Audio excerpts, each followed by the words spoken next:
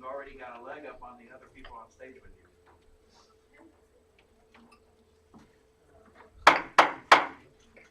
All right, we are back in session, and let's see, perfect timing, by the way. Let me minimize that, and Good facilitation. we were in the middle of a motion, so let me get everybody caught up to where we were. Actually, I'm going to put this on the screen just for visual props. Hopefully we don't need to go back through it. But we have been presented with a legislative agenda. The legislative agenda had been agreed upon by 3/4 of the officers, and then there was a vote to adopt it. In the middle of that, a suspension of the rules was made to suspend the suspension of the policy.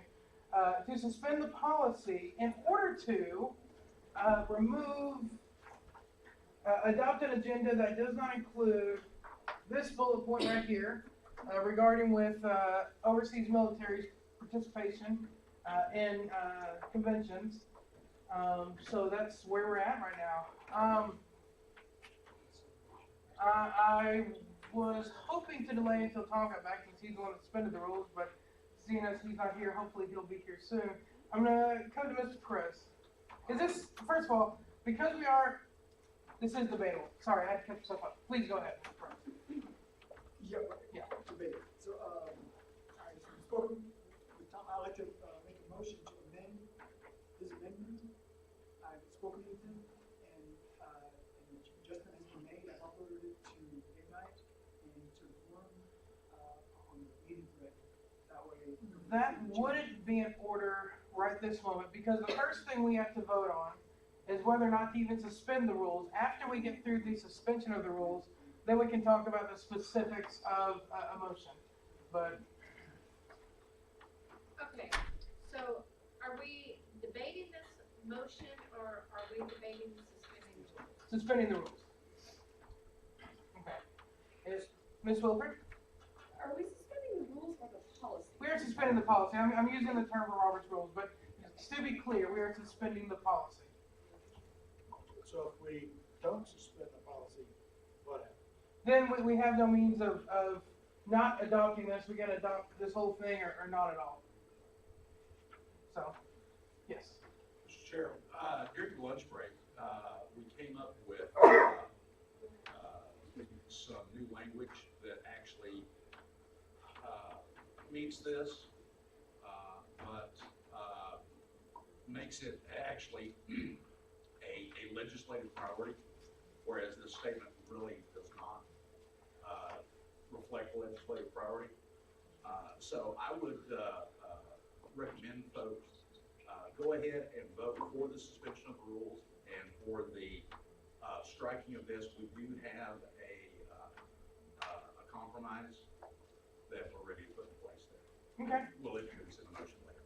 Sounds good. All right. If there's no other hands, we can proceed to a vote on suspending the policy. This will be a 2/3 vote. All in favor of suspending the policy, raise your hand. All opposed? That reaches 2/3.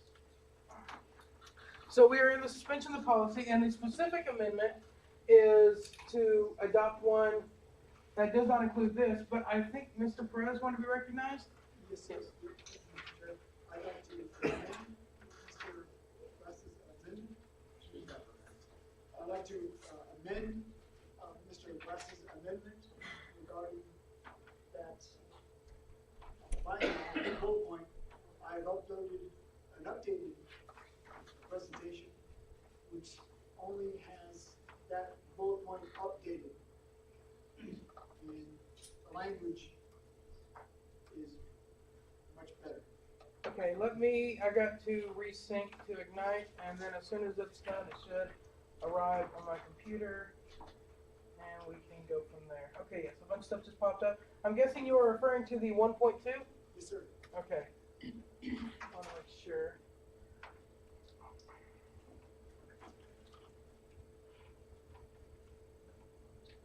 And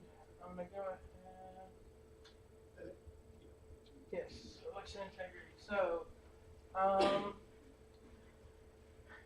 the bullet point in question, okay.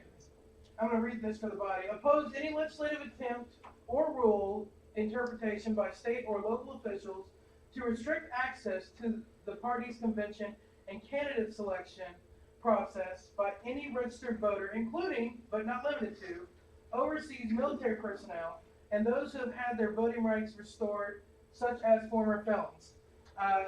Ms. Perez is moving a amendment to Tom's legislative agenda that would insert this language.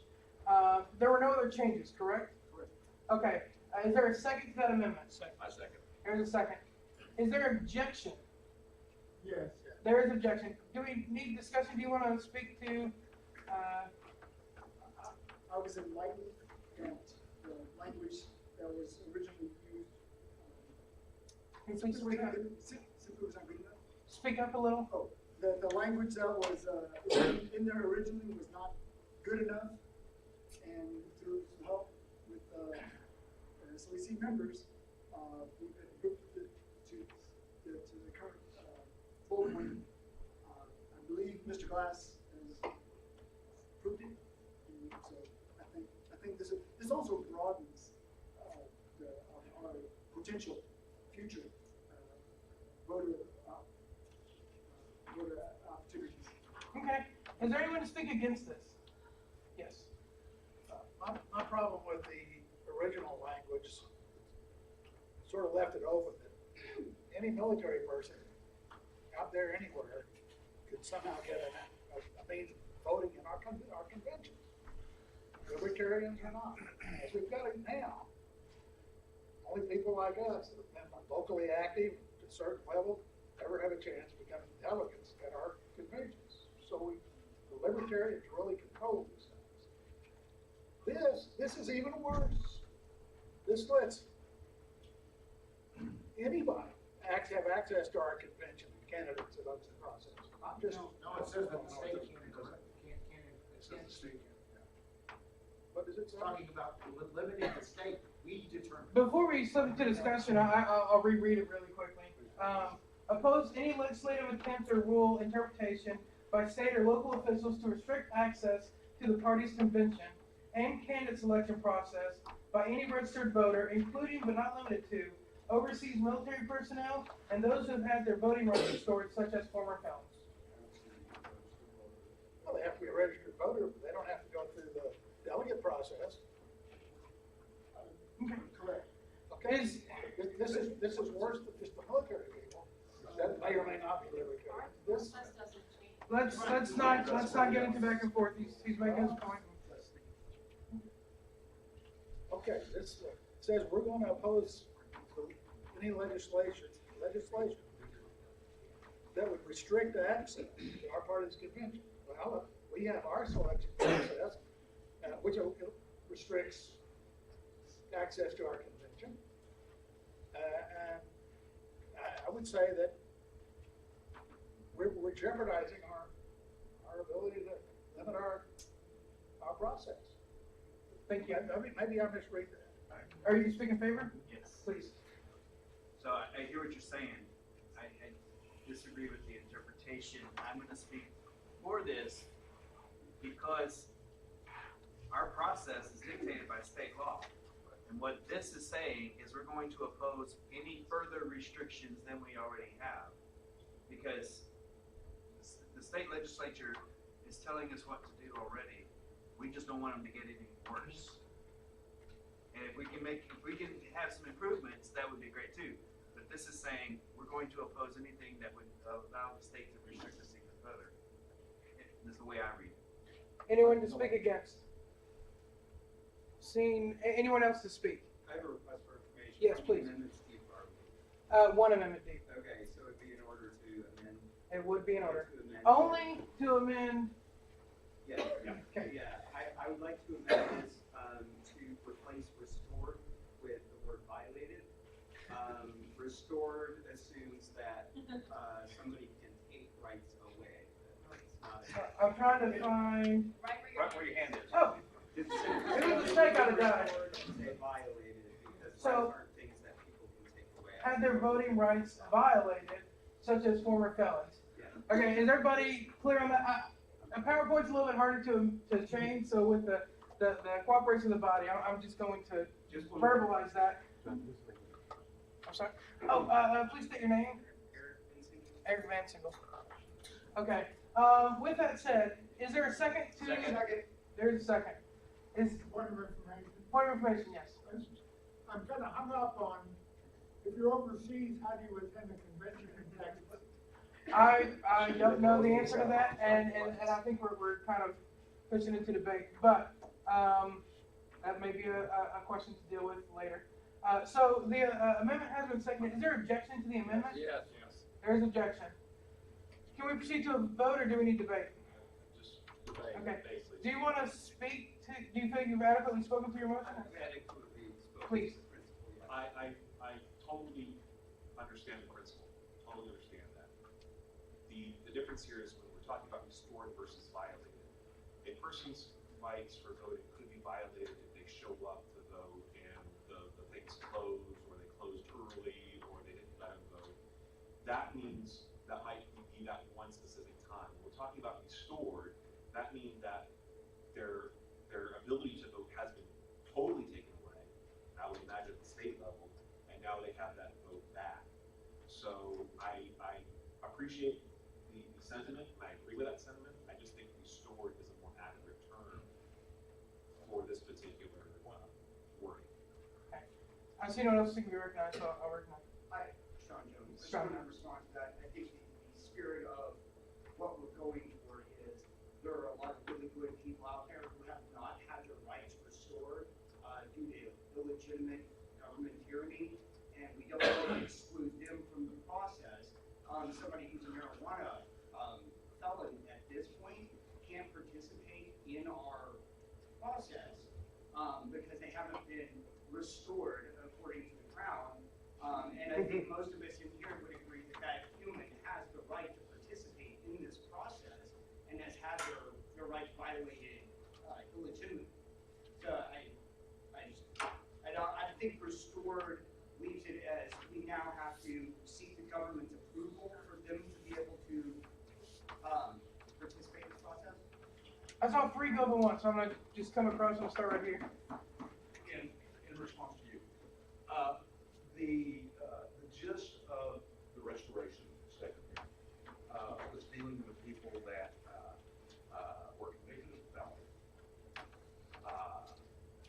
paid their debt to society, and have had their right to vote restored. However, they cannot, in Texas, run for elected office. And so that's the gist of that statement, is to allow them access to the candidate selection process and the election process. I'm actually gonna come over here first since Mr. Perez already spoken. Yeah, mine was also speak against the amendment.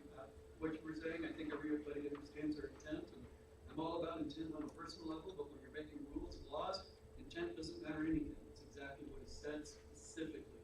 And in this case, restored has a specific legal meaning, and it applies to a specific legal situation we're addressing. If we want to address intent and other things, I'm all for that, but not here, because what we're talking about is a specific legally defined situation, and if we change it, we're no longer covering that specific legally defined situation. Point of information, Point of information, yes. is there legally trained people here who speak to which is more respected in the profession, to use the term historic versus violated? Does anyone here have those credentials? I'm not seeing anybody, so I guess not. With that said, I do see a hand. Ms. Wilford? Call this question or all pending questions? Ooh, all pending questions. Is this the language that's going to be in a proposed bill, or is this the idea behind what we're trying This to is drive? our direction to the political action committee. So there's no formal legal verbiage in here right now. It's just, this is where we want to go as a party. So a PowerPoint presentation may not be so much that we need to spend so much time arguing about. Well, that will be up to this next vote. So, is there, I heard some general applause. Is there a second on the all pending questions? Second. Is there objection? I hear no objection. All right, so first, we will dispense with the amendment to change restored to violated. All in favor of changing the word restored to violated, raise your hand. All opposed? Motion fails. Next, we will deal with the amendment to insert this. So all in favor of inserting this, raise your hand. All opposed? Motion carries. Now we will deal with adopting the whole thing. All in favor of adopting it, raise your hand. All opposed? Motion carries. And you're trying to quit on us? I am promoting someone else. Point of personal privilege. Yes. If anybody has to leave early, please remember to put your name tags back on the back table so that we don't have to use them every meeting.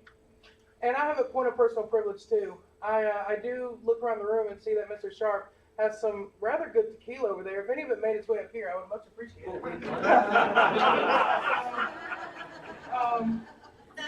We just got done with the legislative agenda discussions. We passed lunch.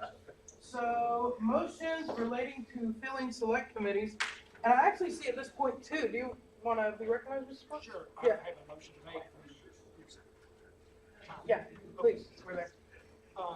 I move that when we fill the convention committees and the convention planning committee, that we do so by secret ballot. Okay, so this, hold up. You are, so, one sec, let me get caught up, because I thought I saw,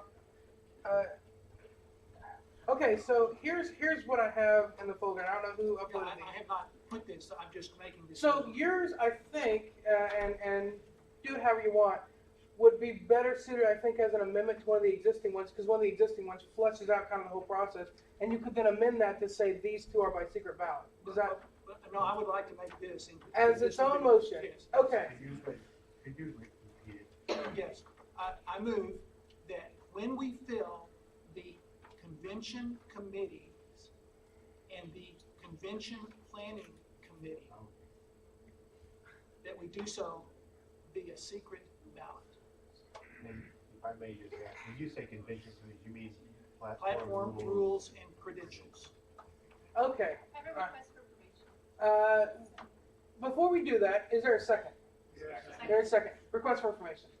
Okay, so there was another motion put on the floor and then Mr. Glass's motion? No, there's some motions in the folder, but none of them have been moved yet. Mr. Glass has just moved this motion. Oh, so before the agenda item was addressed, his motion came up? No, it's in the agenda item, but motions. No, I'm saying before it was actually brought up, we heard his alternate motion. So we got to the agenda item, and there are actually two different committee motions in the folder, but being in the folder doesn't move them, and nobody has moved them, and Mr. Glass has moved a different motion altogether. Okay, I'm just making Yeah. sure that I understand that somebody's last minute impromptu motion is getting the floor before the prepared motion. It's whoever moves. Well, I can't speak how quickly it was made, but this was made. What information? Yes. Is it possible in the SLEC forum for us to have a secret ballot? Yes. Well, it depends on how you find secret ballot. Okay, so here, let me expound upon that. There is, actually, yeah, completely, I'm pretty sure. So there are a couple options in the forum. One option allows me to reveal who voted on what. One option allows me to keep it hidden until the vote is over. If I elect not to check either of them, it will be hidden in perpetuity. I'm an IT person, and it depends on how strictly you want to find secret ballot. If you mean no one can ever know, then that is not true. Someone can dig in the database and find out. So, The intent of my motion was that the very thing, not to do it by electronic form, because it is, I do strictly interpret. I don't want anybody knowing what my ballot was. Oh, okay. And so maybe I should have said secret written ballot to be more precise, but that is the intent of what I'm saying. Okay, And if so- you want to take that as make me modify my amendment real quick to clarify the question, I'll be happy. I do understand, and I think it's clear. I think I was loosely interpreting, Right. but that's okay. Actually, secret ballot. Yes. Okay, that's it. I only see Arthur, so go ahead. Well, I have the only way I know, if someone knows another way, to do that is an in-person paper ballot. Right. So we would have to wait till the next meeting, because I don't think we Correct. could do that today. Correct. So let me ask you a question. You say secret and that nobody can ever see. If there was a third-party service where none of us could ever see, but there's some third party, maybe in Michigan. Yeah, I think I want to say written. Okay, okay, all right, fair enough. Does anyone object to the word written instead of secret? Secret written. Secret written. I hear no objections to that. Okay, so the motion is clear now, or is the secretary clear? Okay. Okay, that said, yes. I know exactly what I want to say, I don't know whether it's in order. I was kind of curious as to what the alternative was. And we're not getting presented with that yet. Yeah, so two other motions have been uploaded in the SLEC folder. And there's some slight differences, but in general, they both allow a three more weeks, because people have already been applying, for people to apply for these committees. And then in the fourth week, there will be a week for SLEC to vote. And then it's got a process to determine who wins that vote. And it limits the number of people too. So that's the high level view of what it is. So. Well, that's basically a repetition of what you told us earlier. Yeah. I was hoping for a little bit more information on process. So I guess more information. I'd be happy to speak to my motion if you would like me to. That may answer his questions. Let me do that, and then I'll so it will be done by approval voting. There will be a list of people listed in the forum, and those people would obtain votes. One of them has anyone that gets the top 7 people that get past NOTA. One of them says the top 7 people that both get past NOTA and get at least 30% of the votes for them. So it adds a little extra hurdle. And I think each committee has 7 people, if I remember correctly. So that's the one. You want to speak to your motion? Yes. Would the Scantron be an acceptable alternative? Yeah, it's a written ballot. We just have to be in person to use it. Right. Yeah, my objective in doing this, I really do, when you're doing personnel decisions like this in a legislative body, it creates more harmonious relations amongst the body if you don't know how other people voted for you. It also stops intimidation campaigns. I'm not saying that happens, I'm just saying that it does stop that. It's a better way of doing it. I freely acknowledge that this means that we need to have an in-person meeting to be able to do this. That is my objective of making the motion. I do not want to have an electronic vote where we have to spend lots and lots of time outside the meeting talking to each other, interviewing people, et cetera, et cetera. I made it this to force if the body so chooses, to force that we do this together as a body. Presumably, what will follow is that we're going to do it at the next SLEC meeting. And then we can talk a little bit more about the methods, about how we nominate people. Are we going to just take everybody that applied, or we nominate them off that list? How many people are on a committee? All those things here have yet to be decided. They don't have to be decided at this meeting. We can decide at the meeting where we're going to make the deal. But I wanted to at least get us talking about having a secret ballot where our privacy is respected, and that we do an in-person meeting. That's the objective of this. Ms. Scripter? I'd like to make a motion to table this motion to the end of this agenda item so that we can hear the motions that were prepared and presented to us before this meeting. And respect the people who could work ahead of time. So there's two ways you can do that. Okay. One is a motion to table, which does not have a time on it. We just pick it up from the table when we're ready. The other is a motion to postpone, and you can postpone it to a time. So you're trying to postpone it to a certain time, or just table it? Just table it. Okay, motion to table, and that requires a majority. There's a second. I'm guessing there's objection to tabling? Call the question. Of course, yes. So, I mean, this is just voting against it. absolutely. Yeah. All in favor of tabling the motion, raise your hand. Call the question. Hold up, I hold made a up. motion to amend right before the question was called. Okay, first of all, there is no call to question because I haven't recognized the call to question. And second of all, the motion to table takes precedent, and no, it is not debatable. I cannot amend the motion to table, correct? No, we'd have to vote it down, come back into it, and then amendment can be proposed. Understood. So all that said, we will now proceed to a vote on the motion to table. This requires a majority and can be taken up at any time with a majority. All in favor of tabling this motion, raise your hand. Okay, I'm about to have to count. All opposed? Yeah, I'm gonna count. All in favor of tabling this motion, raise your hand.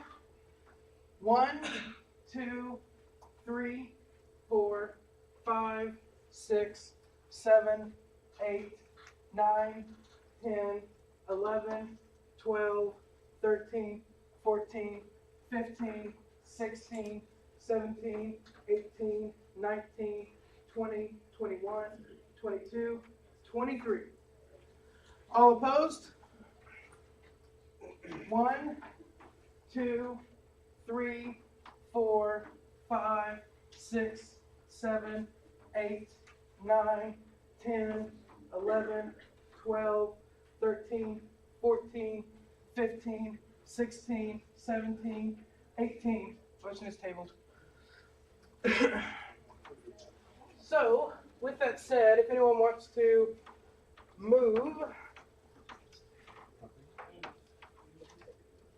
Ms. Wilford. I move the substitute, I guess it's not really a substitute motion at this point. It's called substitute motion on committees? Yes, that's the one. Okay.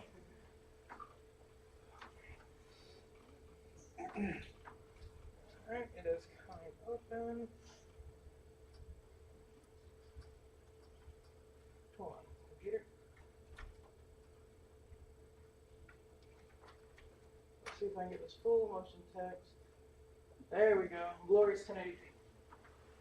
Alright, motion text. Population of the Convention Committee, Platform Committee, Rules/Bylaws Committee, and Credentials Committee shall be done by online poll. Following this meeting, there will be a 3-week period for people to apply to the committees, followed by a 1-week period for the polls to run on the SLEC forum. Each poll will include all people having applied for that committee during the 3-week period or before, and use approval voting. Each committee will consist of up to 7 people, with spots being filled from highest vote getters down and stopping when either the committee is full or the first person is reached who did not receive 30% of all ballots cast in favor or received fewer votes than NODA, single candidate, whichever comes first. The person receiving the highest number of votes will be named temporary committee chair. To be eligible, a person must be a voting member at the conclusion of the poll and have applied to fill the role. Is there a second to that motion? There's a second. Do you want to speak to your motion? So I realize this is quite wordy, but I think that this outlines both a reasonable time frame to extend the committee application process, plenty of time for people to review the applications and for us to vote on them. We do have a means by which we can anonymously vote, provided nobody does any hacking.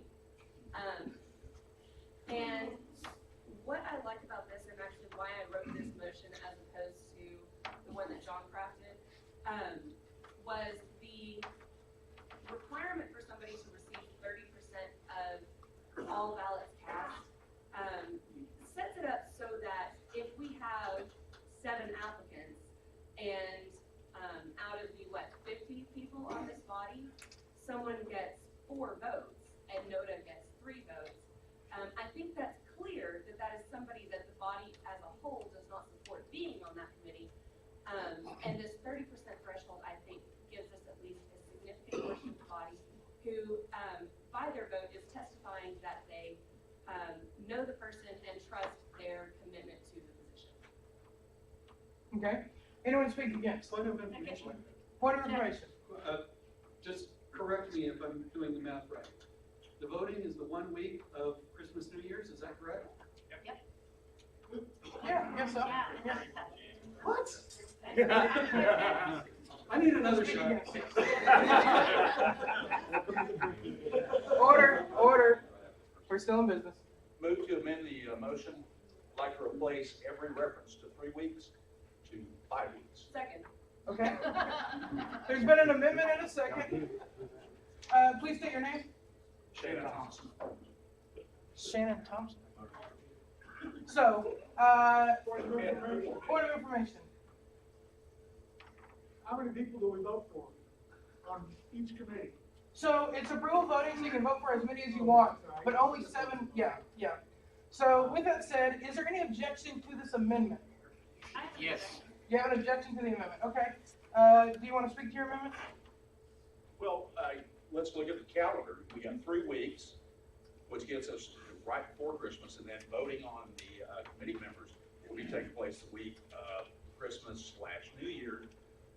People are gonna have a lot of other things going on. So all I'm saying is that we delay it by another 2 weeks and then vote in January. So, I object because I just don't think it's long enough. I object to the whole thing anyways, but the point of this particular thing is 2 weeks just still isn't long enough because we're only giving the people that are gonna make this decision time to get their applications in during the busiest time of the year. So there's a crunch to do everything even with 5 weeks. And this is important. This is one of the most important things we're gonna do. Okay. Is there anyone else to speak before I recognize someone again? Go ahead. Just speaking towards the amendment, what kind of a time frame would be acceptable? 10 weeks. Because I'm perfectly willing to amend my motion. My amendment. John, like this before. All right, please. I'm speaking on behalf of this. I think 5 weeks is plenty of time to get this done. We all have a job to do. If we can't get it done in that amount of time, why are we here? I mean, this body, when it came together for its first meeting after convention, we all agreed that it was important that especially the convention committee get established as soon as possible so that no mistakes are made, so that the committee has time to do its job. Every day we postpone this is one less day they have to do their job adequately. So it's my opinion that this needs to happen yesterday. So 5 weeks is as far as I'm willing to go. Okay. With that said, unless there's something else, we can proceed to a vote. All in favor of replacing references to 3 weeks with 5 weeks, raise your hand. All opposed. Motion carries, or amendment carries. On to the main motion. Mr. Glass. I'd like to make an amendment, Okay. where it says shall be done by online poll. And then the following sentence that says, following this meeting, there will be a 3-week period, followed by 1 week period for SLEC forum. Mm-hmm. Okay? Okay, I want to strike all of that and replace it with, okay. You started it shall. Yeah, right. Where are you in? Yeah, actually, you can be, you can leave the shall be, start it done.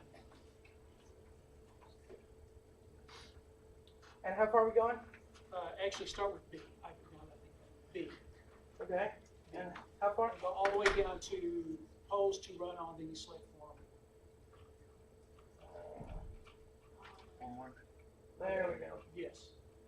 All right, now I want to replace it with shall be conducted at the next SLEC regular meeting. Okay. Yeah, in person, yeah. The next SLEC in-person meeting. Yeah, I think that makes sense. Okay. I just put it on. Please. And, what do you do? Shall, okay. Shall be conducted at, shall be conducted at. Can you type that as a, no? I can't because it's only PDF, is the only copy I have. Actually, you know what? Let me do something. I'm gonna copy all this and then just drop in a Word document. I think at this point it's necessary. It will take me just a second to get, gosh, where's my pointer? To get all this together, so bear with me. And I am not going to use the template, I'm just going to go for it.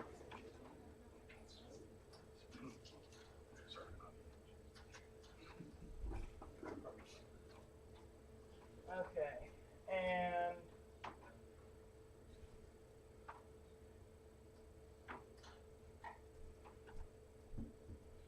okay, review, changes.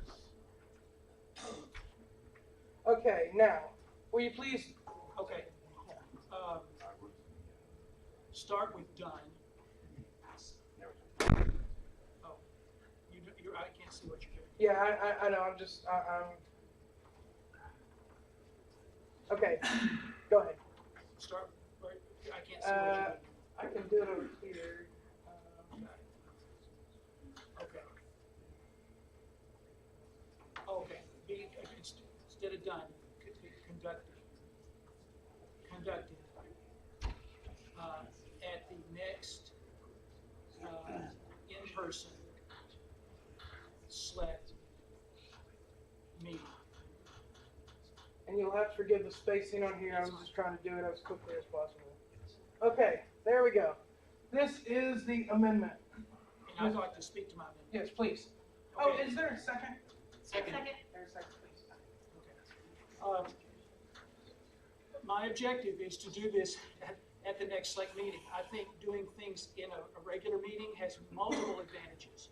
One advantage is people who want to make their case can come make their case to us. We get to see the people instead of us having, if it's done online, how do you even know? Do we get all 50 of us call the individual applicants during Christmas? I don't know.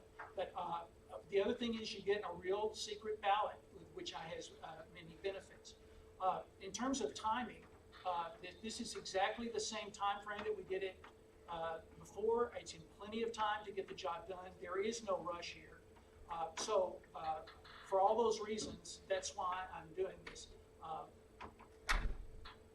So that's my first round. I've seen Ms. Martinez for a while. Thank you.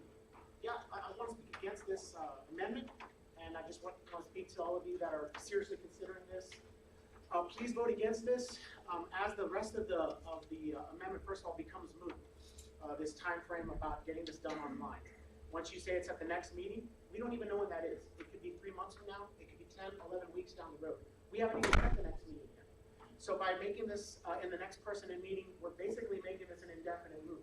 We don't know when we're going to get these committees filled when we leave today. Whereas if we pass this motion the way it was presented with the 5 weeks with the first amendment, we have something we can do over the holiday break. We can get work done while we're out, while we're taking a break. We can get these committees filled. We can do it by rule. As to Tom's aversion to us picking up the phone and calling people and interviewing them, that's our job. That's what he signed up to do. Yes, these applications are going to come in, and yes, you're expected to pick up the phone and call people and get to know them and interview them for this job, because we're the gatekeepers for these positions, and we should be interviewing them. That's our job. Let's pick up the phone, let's call, let's do some work over this holiday break so that, yeah, we're enjoying our family, but we're getting some work done as well. Please do not table this, essentially by Tom's motion, until the next time we're in person. Motions or debate against? Mr. Turner. In favor of Tom's motion. In favor, sorry, yes. Yeah. I've never conducted a job interview over an online forum. Last time we did this in 2017, it was a long day, it was hard work, but at the same time, we got to hear from everybody in person, and we all could make a well-informed decision. People came, they showed up, they said why they should be on these committees, and it made the job of voting easy. Now, I get that we don't want to delay this for a long time. The Convention Planning Committee can use as much time as they can get. But there's nothing in here to say that we couldn't meet next as SLEC in January. Let's meet early, let's meet quickly, and let's be able to listen to everybody and hear what they have to say as to why they should be on these committees. doing this sort of stuff online, especially through the holidays, this is impersonal, and it will get neglected, because honestly, my family is more important than this noise. And I think a lot of other people will agree with that. Mr. Thomas? The SLEC members that were applying for committees were heard from. I don't think we're gonna get people. We usually try to get other people outside of this committee to apply, and they're not likely to travel far for a vote on this. So I like the sentiment of people showing up, but that's not likely to happen. And last time I prepped all the ballots so we can try to do this as quickly and orderly as possible. The Scantron machine should help if we do it in person, but last time a bunch of motions were made and stuff happened, and it just took an amazingly long amount of time to get this done. I'm in favor of doing it outside where we can take our time to contact people that we participate voting on and just vote and take our time trying to vote. Instead of rushing in one day or weird motions can kind of limit the whole process. Motions or to speak in favor? Right here. Yes.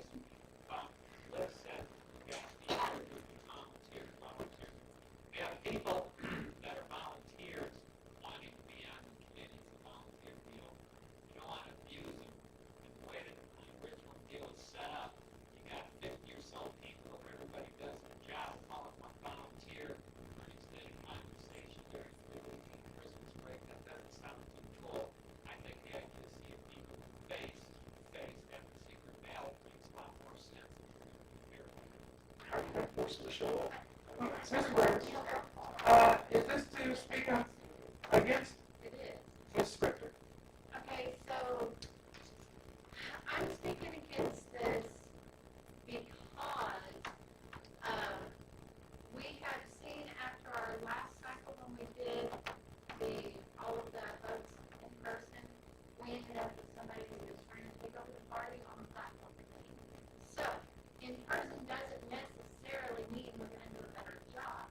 It is possible that we do a better job online by organizing and saying, okay, this person is going to call these people, this is our feedback, and we can discuss applicants on the board. It is useful for things like that. And we can talk with each other about who is a good applicant for each different committee this way, and we can do all of this online, and we can do whatever secret way we need to do, but we can have our discussions and all that online. We don't need people to show up. We can not blast them with open communication. So I'm voting against it because I think that there is a much better, cleaner, and more effective way. Ms. Wilbur, is this a motion or to speak in favor? Against. Please speak in favor. I want to speak in favor of this. I don't have any fundamental problems with holding it on. That I don't have an issue with at all. It's convenient for us to knock it out, et cetera, et cetera. My problem with this is simply, this is what, our third meeting? Yeah. And our officers still don't know these names. That's not a sign against them, it's just what you're doing. We have people who are running to go over these committees. I don't think anybody here is arguing that these committees are a waste of time. Everybody here is like, these are important committees, and that's what we're arguing, because they are important. If this was to be held after we talked to these people, we met these people, then I not a problem on my vote. But the problem here is we're not meeting these folks, we're not talking to these folks. I think it is unreasonable to expect us to be calling these candidates. If 30 people call each candidate, especially at this time of the year when people are planning for Hanukkah, Christmas, and all the other holidays at this moment, it's unreasonable. So how do we know who these folks are? Who are these folks? Now, if somebody who really wants this original motion to pass wants to set up something where we teleconference with them, or something where they submit a little video essay of who they are and why they should be it, then that's fine. But I don't want to vote for somebody I don't even recognize if I walk past them on the street. That's my only objection. Is I want to know who I'm voting for, who I'm not voting for. And if you want to hold an online vote after we meet, I'm cool with that.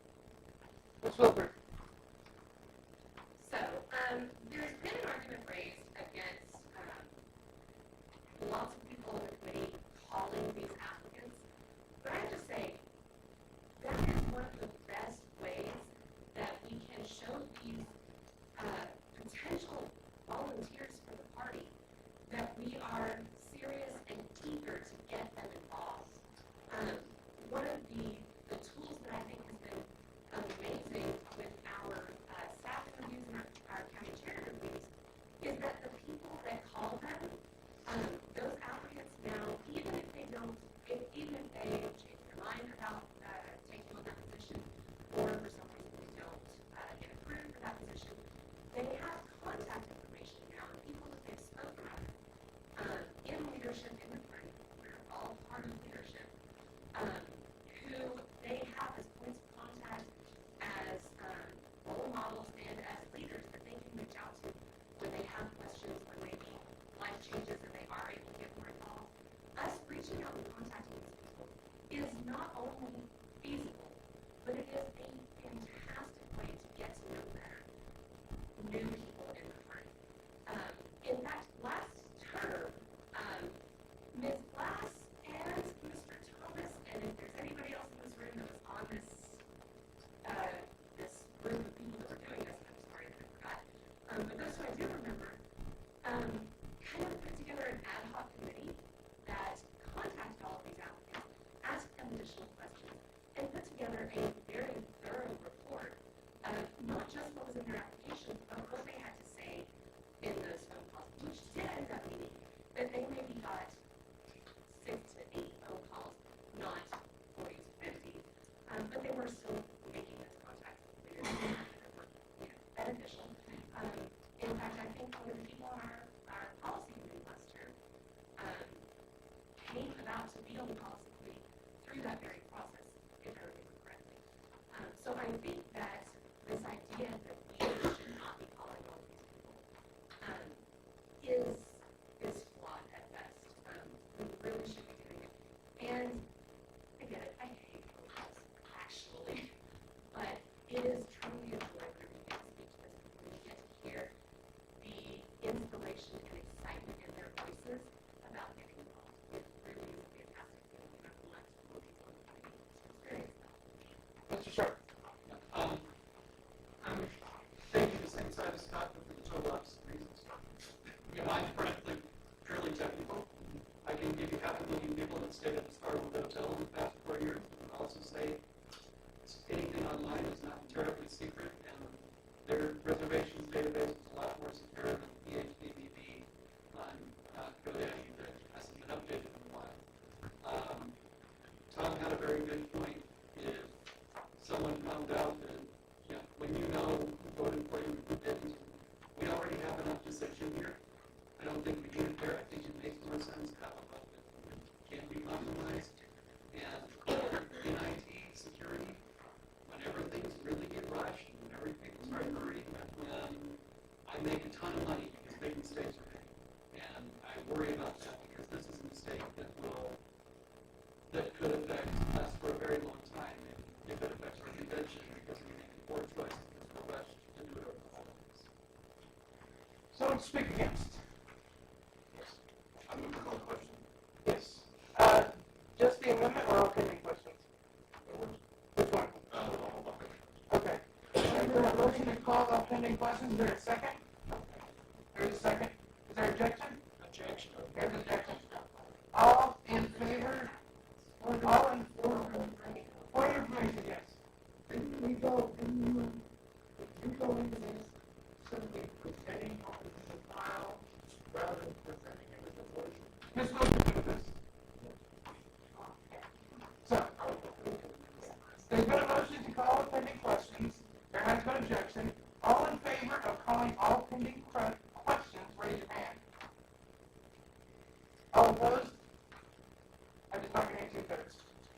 Ms. Glass. One thing that I find objectionable about this process is there is no nomination process. We totally short-circuit nominating people.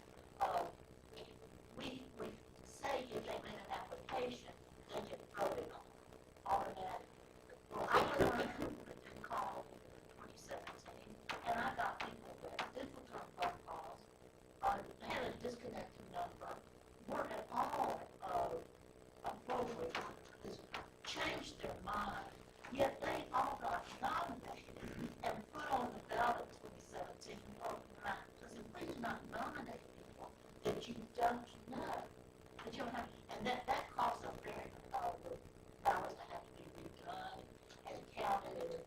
project.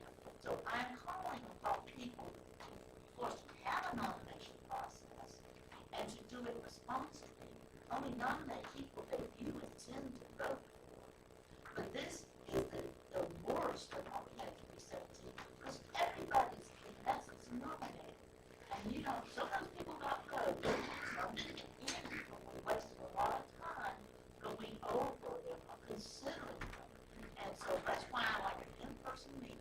It is true that I don't think anyone outside of SLEC and some well-known people came up to the meeting. This group of people didn't come to the meeting. We didn't know anything about them except they filled out an online application. So that's fine. They don't really know someone who you are in the meeting. If they don't, if they're not responsive, if they don't show up, they have nothing that you know of to represent them, then that is someone that should not be given or taken up our time. Because we have more than enough people on SLEC and people who have been on SLEC or well-known people than in our party board. More than enough people to populate these committees. And so that's why I say it is fine for you to make this application. It is fine for you to call them, although I think more than 2 or 3 calls you have grown. I made contact with one other account with this process of 2017. I know she was. So I'm very happy to do that. Very glad to talk to them. But just to take them all the same and treat them just because you made an application, we're going to honor you with what you consider for the position is wrong. So that's one reason that I'm going to vote against this process and in favor of If this motion had been made in the first place, what were we facing before? If no motion had been made in the first place, I guess we would do it at whatever meeting we selected, or make a motion at a later meeting to do it. I mean, we have to populate the committees. That's our duty as SLEC, but there would be no restriction. That's the existing process. Whatever we decide that there. I mean, just to be frank. what do we do In 2017, we had an in-meeting process. I believe the term before that, we had an online process. The term before that, I'm sorry? Email ballots, yeah. We do sometimes. We got to go about those. Anyway, we've had a myriad of processes. Mr. Brown. I'm speaking against, is that? Yes. Correct. I'm saying. Speaking against this for a couple of reasons. One, a respected member of SLEC is not here who's been on SLEC in the past. And, what I consider a pretty adequate member of our entire party is not on SLEC now. Did not run for SLEC because the financial burden of traveling all over the state of Texas 4 times a year. I don't like that. I think disenfranchising those from volunteering simply because they don't make as much money as the next guy does, I think that's something, that's a precedent we shouldn't set. And expecting everyone who applies to come to wherever we decide next, well, we don't even know where our next meeting is. But this conversation lends itself to expecting these people to come to us and show up and get their cars and travel. And the sentiment I'm hearing is if they're not willing to do that, then we don't want them on the committees anyway. And I don't think it's a matter of will, I think it's a matter of financial burden, and I believe it's on us to go to them, not force them to come to us. These people have already shown their willingness to do this by going online and putting in this application. I think to disparage that by expecting them to show up, we've got to find a better way. And to that end, I would suggest the videos, whatever. Let's figure that out. But that's one of the reasons I'm against this. The second reason I'm against this, this particular amendment, is because it lends itself to this whole idea of these secret ballots. And I would get secret ballots on their face. The lack of integrity involved in a process like that, I'll lose my words. Most of you guys know I'm never at a loss for words. But let me say this. If you're on a committee like this, running a political party like this, and you can't stand up to any single person and face them and say, this is how I voted, and this is why, then I don't believe you ought to be on this committee. You ought to have the integrity to man up, own your vote, say who you voted for, and say why. And if you can't do that, you want to do it behind closed doors, there's 2 other parties that are perfect for that type of thing.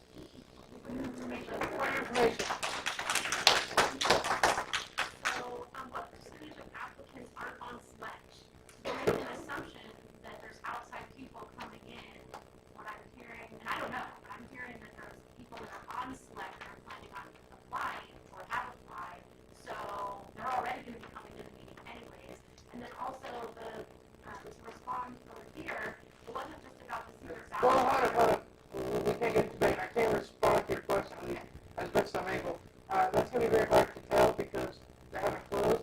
I will ask real quickly, Ms. Wilford, if you have an off the top of your head number, you're the one that kind of. I can get it very quickly. Okay. I guess for right now, that the answer is we don't know. Point of information. Point of information. How often do the committees meet in person? That is up to the individual committees, and it varies. So I know when I was on rules committee, we met up 4 times in person. I know that the convention committee is going to have to meet a few times at the location. So, I mean, it depends on the needs of the committee. So there's definitely going to be some travel for some of these questions. Likely, yes. Do you have the information yet, Ms. Wilford? Yes, 16 out of the current 25 applicants are not on SLEC. So there's your answer. I think everybody who's, point of information, yes, please. I'm assuming these applications are being posted. On the night.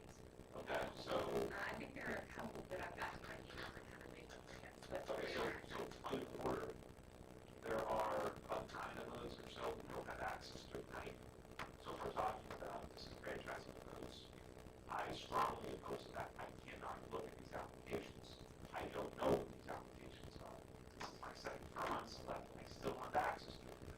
So for those of us without access to night, what am I supposed to do? So I guess I have 2 responses. One, please send me that email. But 2, my plan is to post the list on the forum if the process is approved. With the applications. Yeah. I have a point of information. Point of information. Can you describe to me who has access to watch, what options we have? If we do an online vote, who gets to watch how the votes are going during the voting process? So, And what options do we have for that? I presume we also have an option where everyone can see how everyone's voting while we're voting. yeah. And there's also a limited subset of people that can watch the vote and nobody else can. No, that is incorrect. So, I guess you could say they could because some people have access to the database. I've never dug in there and tried to find it, but if I go to my interface, either back end or front end, it does not give me that information. I would have to go look at the SQL database to know that information. And that's I'm an admin. I'm the highest level of access. So that answers your question. So, please look.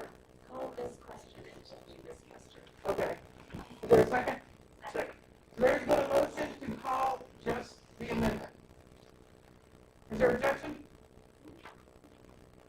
I'm hearing confusion. We're just talking about, are we going to replace the part in red? We're not adopting it. Online versus in person. Yeah. Okay. So, I hear no objection, so we'll proceed to a vote. All in favor of adopting the amendment, raise your hand. All opposed? The motion fails.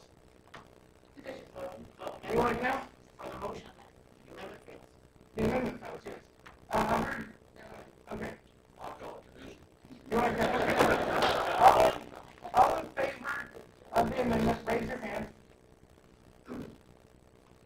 1, 2, 3, 4, 5, 6, 7, 8, 9, 10, 11, 12, 13, 14, 15, 16, 17. All opposed?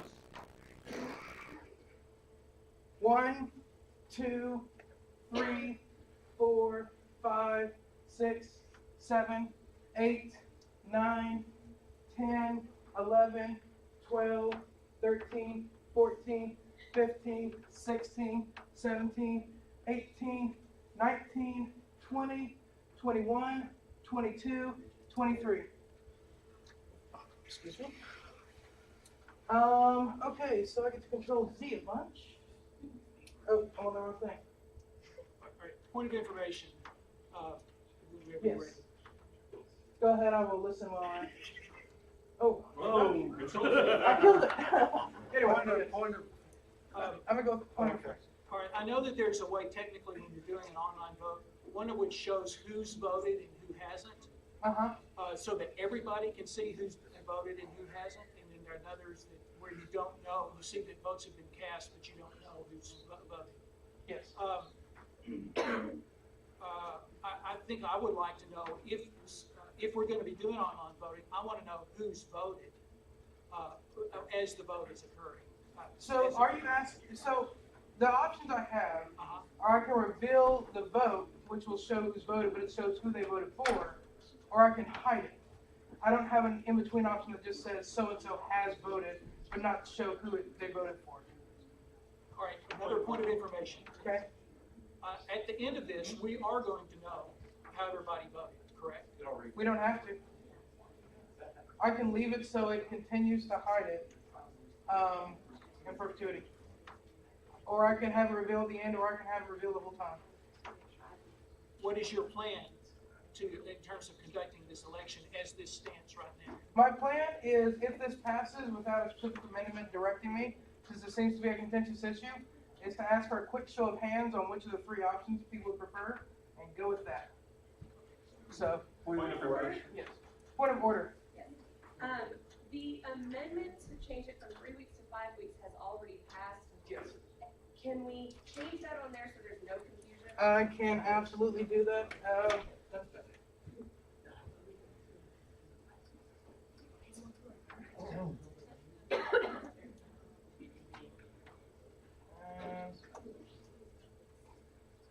And I'm going to do one more thing if the body will bear with me.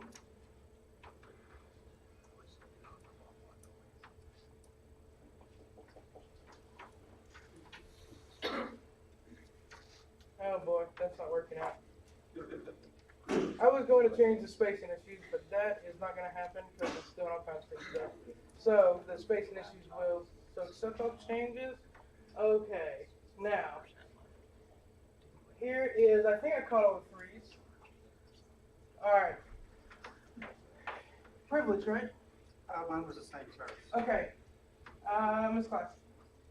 I move to modify this motion by deleting the word convention, committee, and the comma after. Okay.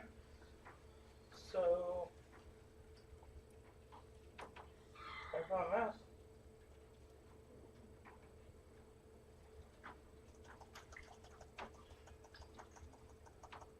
Like that?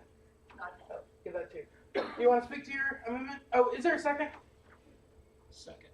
There is a second. You want to speak to it? Yes, I was on the Convention Planning Committee for the 2018 convention, as was David Turner.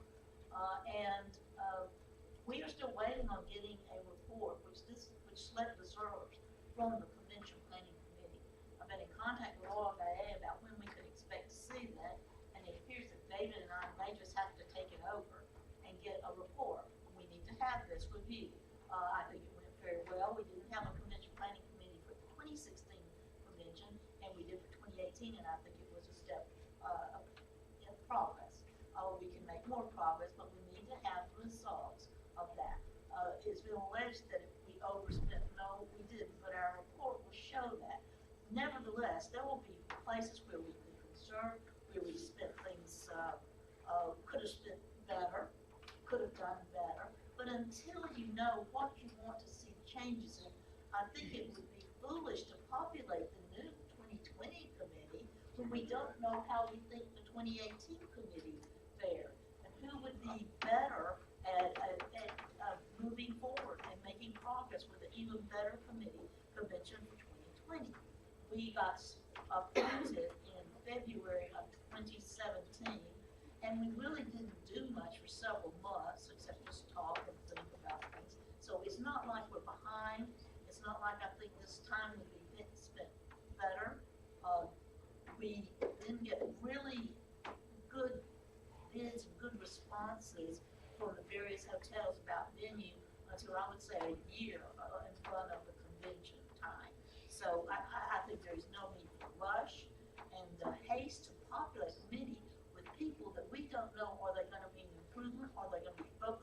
they're gonna fill in the gaps of what we might find was lacking in our 2018 convention committee.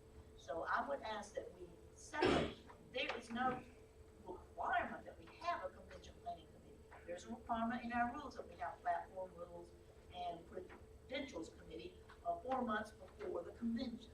Well, so we should separate these. They don't necessarily go together. So I would ask that we not do this, move this forward, with the convention planning committee at this time. Ms. Scripter.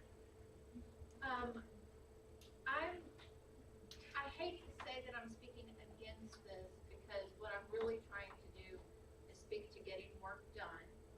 So to phrase it in a negative way, I don't like having to do that. But our last convention committee was co-chaired by Laura Baye and our esteemed Mrs. Glass. I would invite Ms. Glass to produce a report.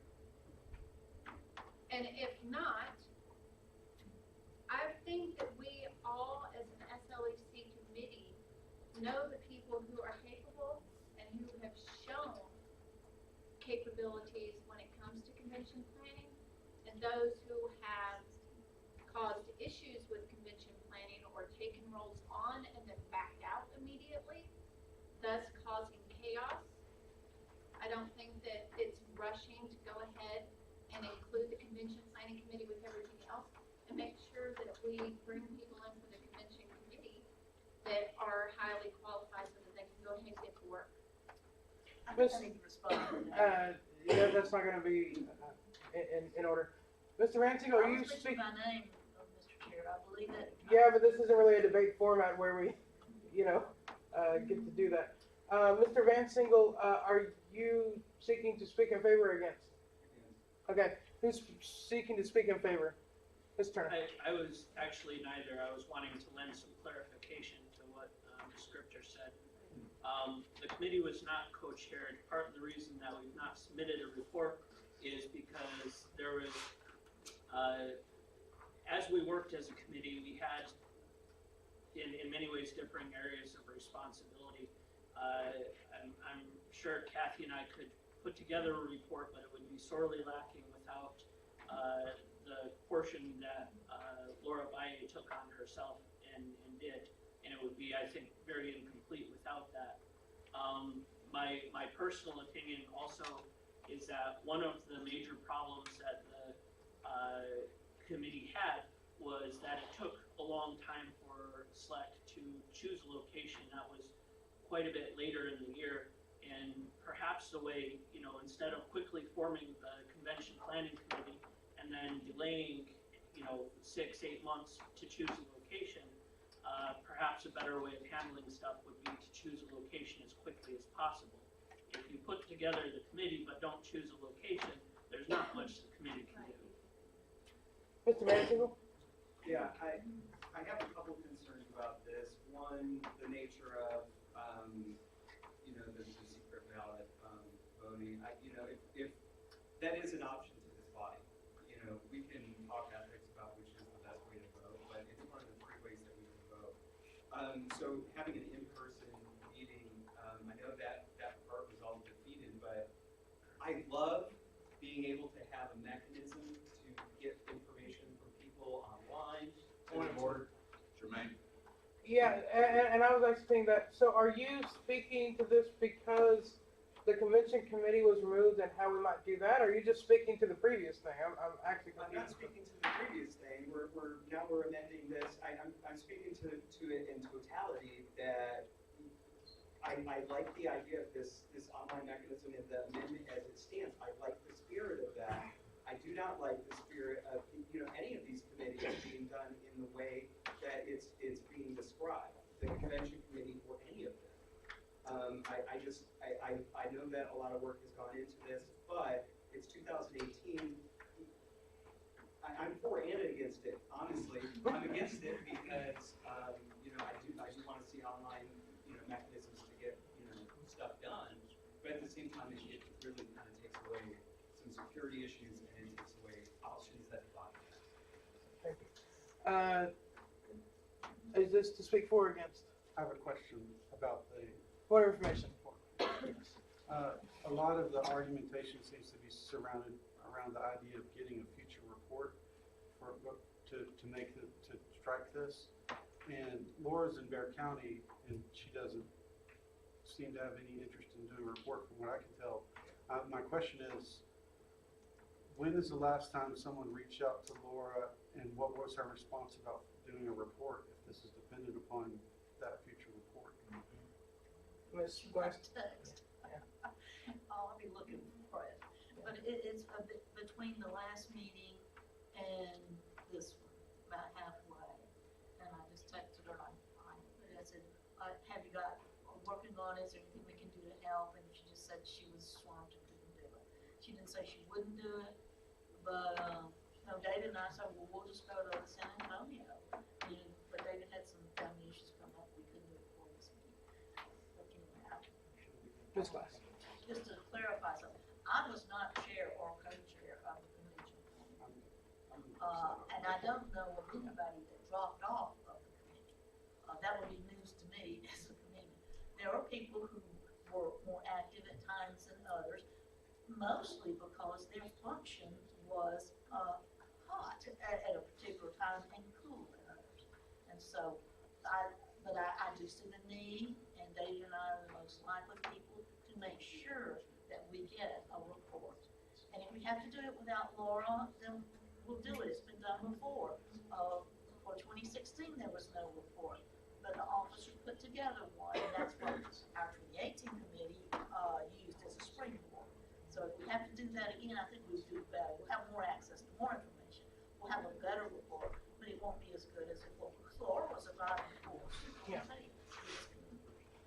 I don't see anyone else needing to be recognized, so we can proceed to a vote on this amendment.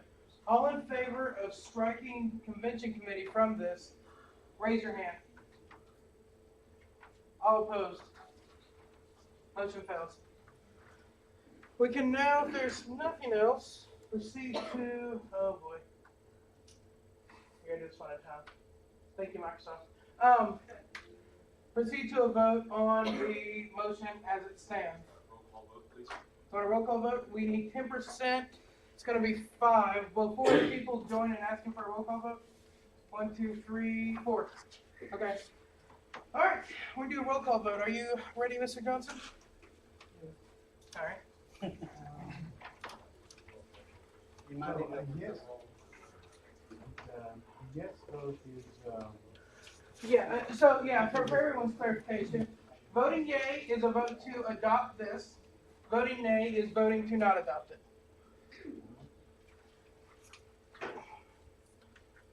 Stephen Harris. Will you, for the body, announce your vote? Okay, he's not here? I guess he stepped out. Okay.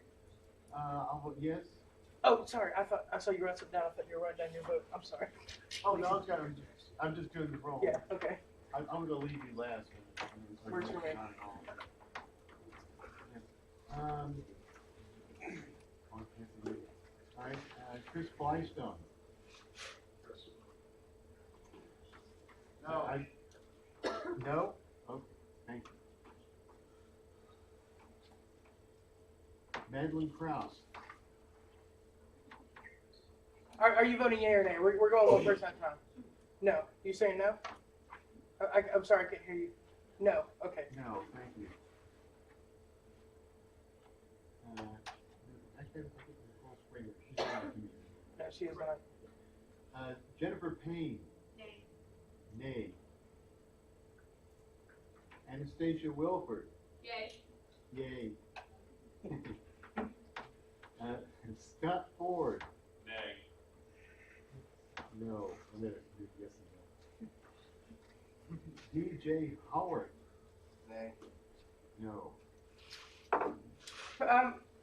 I'm gonna ask the body, could you please say yes or no? I know yay and nay is the official term, but it's kind of hard to hear the difference sometimes. It makes it a lot easier. So. Amy Lyons. She here? A. What? Yes. Oh, yes? All right. Matthew Whittington. He's not here. Kathy Glass? No. No. Tom Glass? No. No. Sean Jones? No. No. Eric Van Siegel? No. No. Renee Perez? Yes. Yes. Liz Scripter? Yes. Yes. Jeffrey Adams? Yes. Yes. Brian Buford? Yes. Yes. John Hom? Yes. Yes. Bob Townsend? Aye. Is Is that a yes? Yes. George Reynolds? Abstain? Abstain. David Turner? No. No. Lee Sharp? No. No. Steve Haskett? Yes. Yes. Bill Kelsey? Yes. Yes. Neil Dykeman? Carol Unsicker? Abstain. Abstain.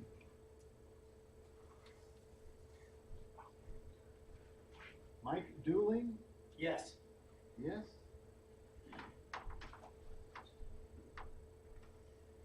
Kyle Russell? Yes. Yes. Christopher Clemens? Yes. Yes. Marion Young? No. No. Andrew Emelang? Yes. Yes. Anthony Aldivia?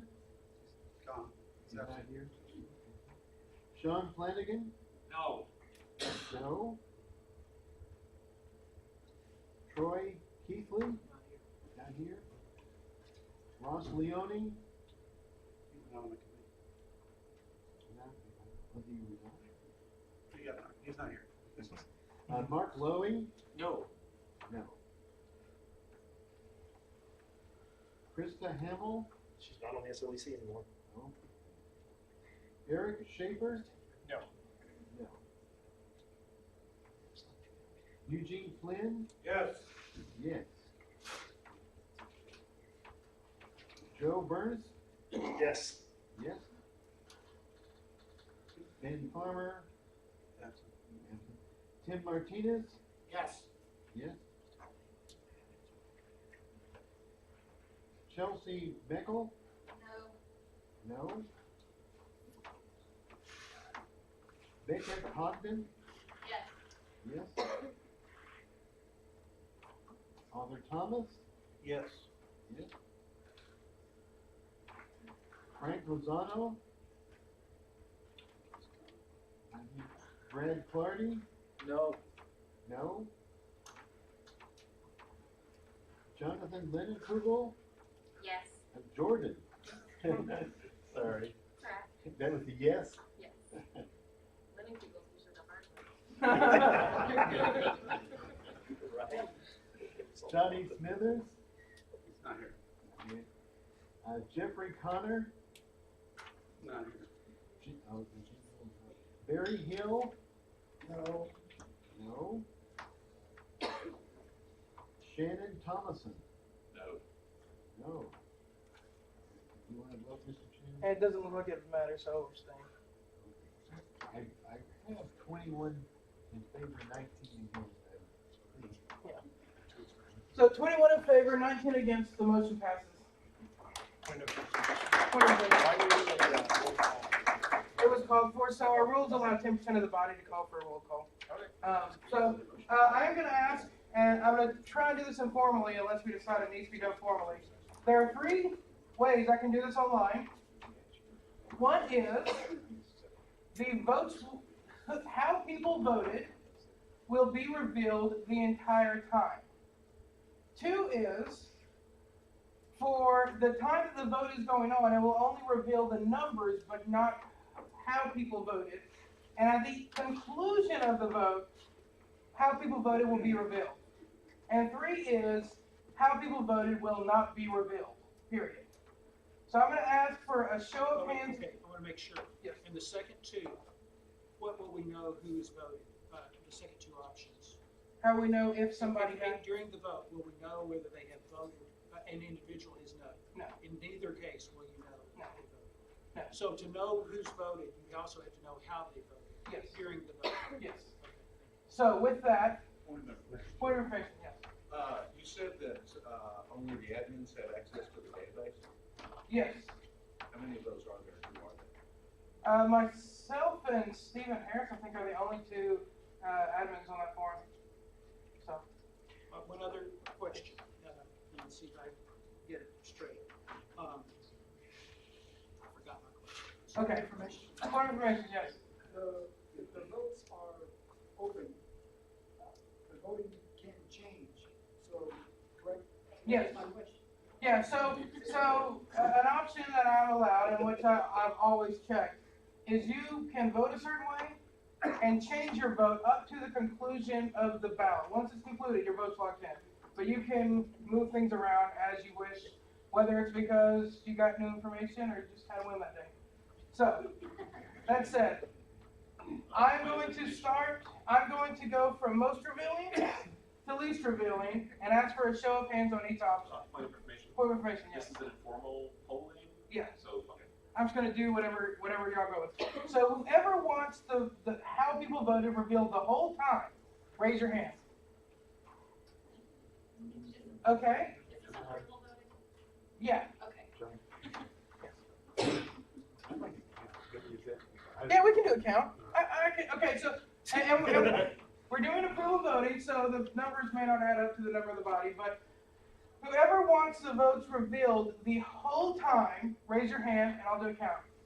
1, 2, 3, 4, 5, 6, 7, 8, 9, 10, 11, 12, 13, 14, 15, 16, 17, 18, 19, 20, 21, 22, 23, 24, 25, 26, 27. For all votes revealed. Mr. Chair, I would humbly submit there's no point in continuing. Well, it's approval, so people could do that, but I think you're right. Whoever wishes the how people voted revealed at the end of it, raise your hand. 1, 2, 3, 4, 5, 6, 7, 8, 9, 10, 11, 12, 13, 14. Whoever wants the votes hidden in perpetuity, raise your hand. 1, 2, 3, 4, 5, 6, 7, 8, 9. So it looks like the votes will be shown the entire time. So. All right.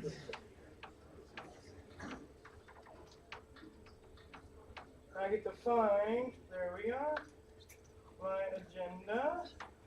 Okay. Select committees. Where's the vice chair when you need him? Oh, speaking, he'll come.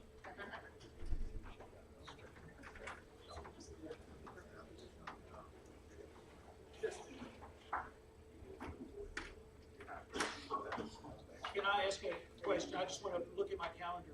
We're talking about being in voting starting like Sunday, December 30th, going through Saturday, January 5th. Is that correct? 5 weeks. I was gonna start on Saturday, but yeah, It's 5 weeks from now. So Yeah, that so- would be January like 15th. Yeah, Okay, so you start Saturday the 5th? okay, so 1 week, 2 weeks, 3 weeks, 4 weeks, 5 weeks. Saturday the 5th, the voting will start. And it ends Friday evening at midnight? Yeah. And it may wrap around if I start at Saturday at 8 a.m. It'll go to Saturday at 8 a.m. Okay. So, but yeah. Okay, which one am I doing? Political action. Did anything pulled up on my end or? No. Okay. So I touched on this earlier. Political action was really focused on the elections, and we remained short-staffed during the elections. And just cut off recruiting because campaigns were taking priority. Going forward, we have now our direction from SLEC. Eric is still one person short on his team, and we're looking to replace that. We have applicants, and we're looking to fill that position shortly. This is one of those areas where we really could use a lot more help. When I told Tom that we welcome his expertise and experience, that is absolutely true, but there's other people on this body who have skill sets that can help the political action committee. Just from a recruitment standpoint, a lot of the recruitment for candidates happens at the local level, but we also try to do some of that ourselves. The legislative session is just around the corner, and Eric and I are going to be there as often as we can. My manager at my day job is very understanding, and he understands that I may have a 3-day notice that I have to get down to the Capitol, the lobby, and he's going to work with me as much as my workload will allow. But that is the biggest limitation that we all have. We all have day jobs. And so one of my frustrations with political action, my own political action, let me clarify, not the department, but my own political action has been limited because I'm limited with my work schedule. So we have worked with, I mentioned before that I have sat down with some lawmakers already on the medical cannabis bill. Jack Finkel and I had a great meeting with the lawmakers on that. We presented the last session's bill. We presented a pie in the sky bill, hoping that they would start with something good and end up somewhere in the middle between those two, which would be better than what we had last time. It looks like what was actually filed is very similar to what the bill that was filed in the last session. But that's going to go through a lot of amendments, and it still has the hearing process to go through. Election integrity is one of those issues that we're really going to hammer on. And that umbrella includes some of the things we talked about earlier. But, you know, the fact that we're not printing a copy of every single ballot, or even taking a digital image of every single ballot, is unlawful. It's actually a violation of our state constitution. And the Secretary of State's office, a bureaucrat, an unelected bureaucrat, does not have the authority to give those county elections officials a pass for them breaking the law. And that's one of the things we're really going to be talking about. Other than that, that's all I have for political actions. Question? As promised earlier, I'm going to ask this question of all directors. This is nothing educational. What qualifications does Eric have to be the director of that position, and were there other applicants? Yeah, at the time there were no other applicants. And one of the things that has helped Eric in that position is simply being in Austin. So his travel to the Capitol is minimal, and therefore can happen more often. He has led teams before in his job, and I think his team can attest to his ability to lead this department. Thank you. Correct me if I'm wrong, doesn't he also have a political science degree? Or is that incorrect? I don't recall. Okay. Renee, do you know? That's correct. Eugene, you know? Has Eric had Okay. I think I remember that, but I don't want to like swear to it. I think I remember that from the interview. All right, thank you. Miss Wilford. Will you pull up the current affiliation map? It's in the main letter. Oh boy, let me re-sync.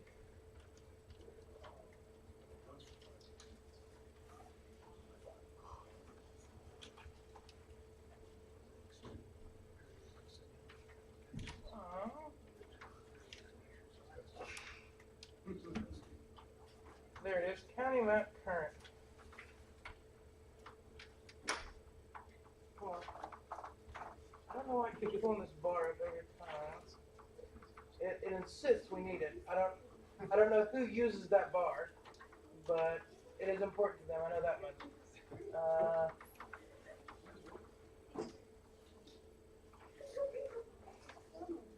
There we go. So operations is operating. Every day.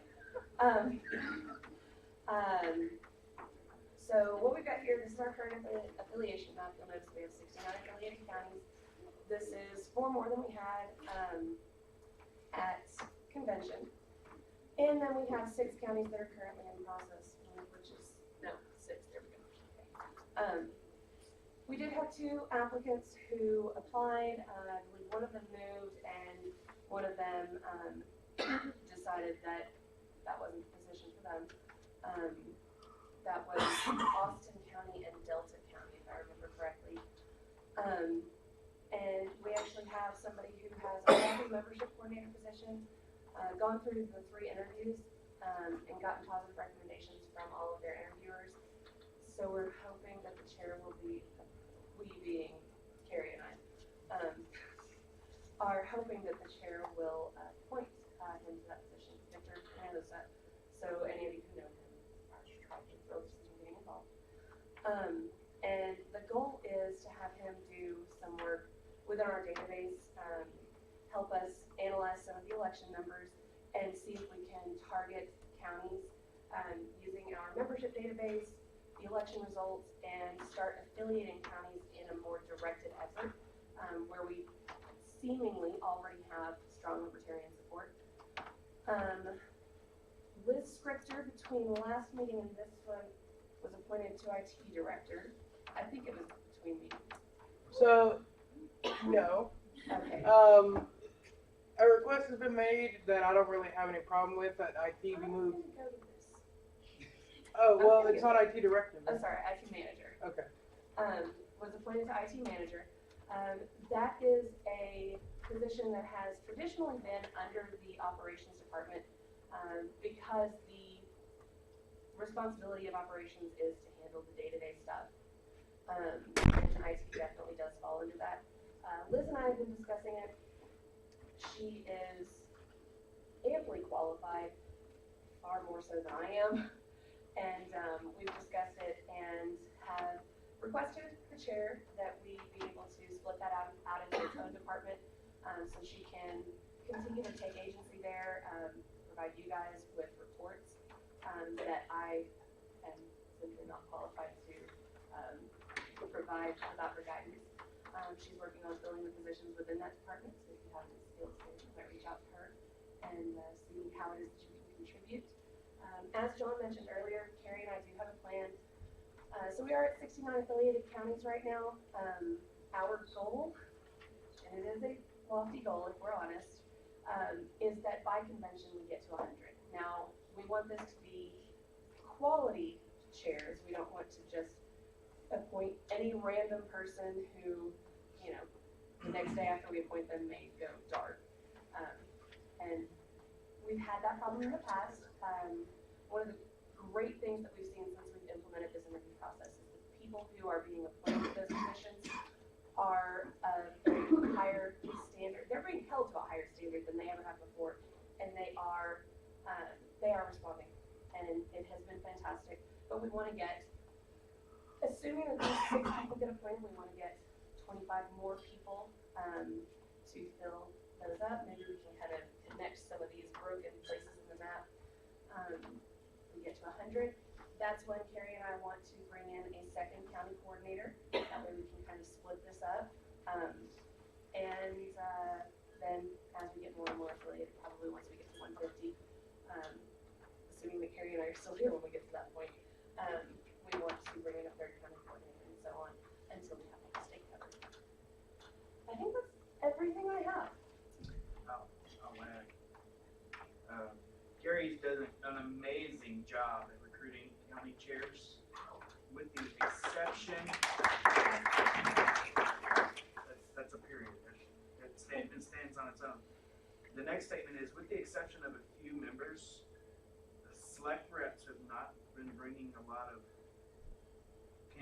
suggestions for the counties within your districts. And so if you are on the SLEC body, recruit for those counties that are in your district that are not affiliated. That's part of the role.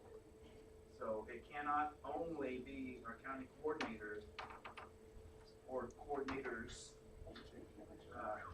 This body needs to be more involved with that recruitment process. And if you're in a district that is wholly contained within one county, talk to your other reps, see if they don't mind you creeping into their territory and recruiting from that as well. I'm sure they'd love to help. All three of y'all's hands earlier went up all at the same time. I just want you to read the names of the red counties. Okay. They are Brooke, Cook, thank you. Van Zant, Coriel. We can Milam. zoom in. It's Milam. I can tell them. Oh, okay. It's Milam. Milam. Yeah, Milam. And then we We have have Medina Medina. and Frio. Yes, thank you. I should have done that. Yes. Same question. What are your qualifications for this position? Were there other applicants? And a third question, can you list the levels of taxonomical classification? Hold on. Applicant or Europeans? What are your qualifications for this position? Mine? Yes. For the director. And the second question was other applicants. Were there other applicants? And my third one was just a nod to you working in biology degree. Love My qualifications for the position were, I came in as membership coordinator 5 years ago because we needed help. I had been volunteering just for odd jobs with Lauren, and then when the org structure came about, I applied for the position and just kind of said I have time to give and I'll learn whenever I need to do it. I filled that role for maybe a year and a half, maybe 2 years, something like that. And the operations director position came available, and I went out for it. And based on my performance as membership coordinator, the interviewers that I had at the time went ahead and moved me up to operations. That's about it. Honestly, I learned a ton on the job. I didn't do any graphics stuff before this. I didn't know HTML before I came in. Still don't know much, but I developed my skills along the way, but I didn't come in much, if I'm honest. Any other applicants for operations director? Yes. I don't. There was one person 3 months or so ago, I think, who applied, reached out, and they never responded back. So we didn't move forward. Reached out to set up interviews and talk to them, and they never responded back, so we didn't move forward with that. And that's the only one in the last 2 years, I think. Thank you very much. Point of order, we don't know the taxonomical information in that, though. No. Pass? Oh, sorry. Yes. So as I recall, there was a proposal for counties to demonstrate how well they were doing different stats. Are you talking about the gold, silver, bronze? That is in Ignite. If you want to pull it up, it's in Ignite under operations. It is not something that we have been focusing heavily on. It is distributed to all of the counties whenever they affiliate, and has been distributed to the counties that were already affiliated whenever it was developed. Operations County Coordinator. But if I'm doing it online, because I don't sync that folder usually. Okay, fine. Operations. Essentially, it is just a set of goals, not requirements by any means, but it is a it's a set of goals that we do provide to the counties where it's things like holding quarterly business meetings, getting a website, having, whatever web presence it is that you have, holding some sort of event, some sort of training or education event, and it kind of works its way up from just getting the legally required stuff done and holding meetings, I think, once a quarter, to having regular monthly meetings. And so here we go. Yeah. So you can access this on Ignite. It's pretty straightforward, but you notice, bronze is just the very least amount that you can do to even be a presence within your county. Silver is actually kind of a tough step up, especially for a lot of our rural counties. And I'm not sure that we have any counties that are at gold right now, but we do have some that are maybe like 1 or 2 points off. So we do have some that are close. Yes? I was just wondering where Cherokee County was on. Cherokee County, there was a point when Cherokee County was above silver and taking off the stuff on the gold level. We had not been as active as I would like, so we are down to silver. Well, with still a couple of gold options knocked off, but not many. Thank you. That's my home county for anybody who doesn't know why he was asking about that one. I believe I saw hands over here earlier. Yeah, I'd like to be recognized by the chair. I have a motion to adjourn. It's now 3:20 at the end of our. Okay. Let's do. Vancy. There's been a motion to adjourn. Is there a second? Second. All right. Is there objection?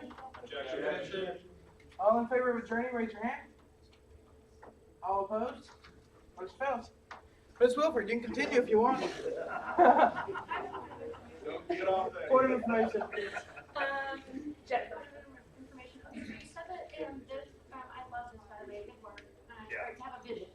Right. You know, because you can, it's some place to go, some place to improve, so great work on that. So those two. That's all. when That you- was all carried, by the way. When you I just first, agree. when you first rolled this out, it went to all the affiliated counties, and then as new counties affiliate, they get it.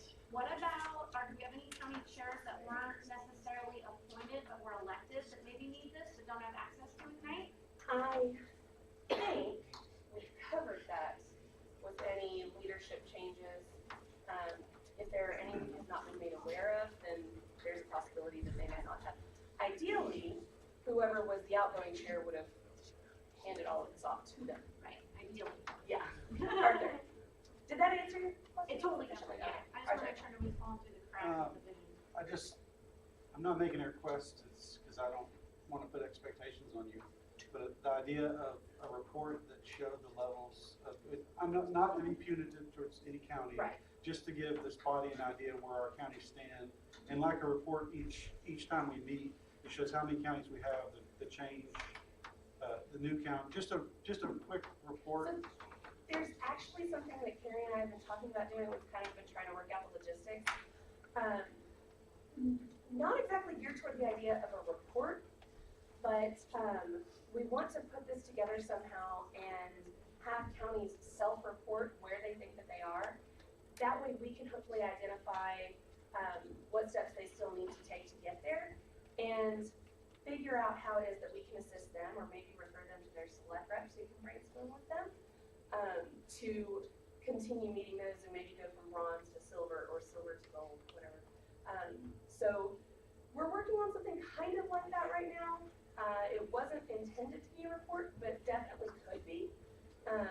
You know, and maybe we could even include in that report which counties have committed to action items or who's assisting those counties in getting it to the next step. I like the narrative. I thought I saw another hand before yours. Yes. Just a quick question. With regards to the unaffiliated counties, do we have any kind of information, contact information on folks who might be in those counties? We do. Maybe I forgot to mention this earlier, so I probably did. For any of our SLEC reps who have signed a confidentiality agreement, and if you haven't, we can send you one so that you can get it signed.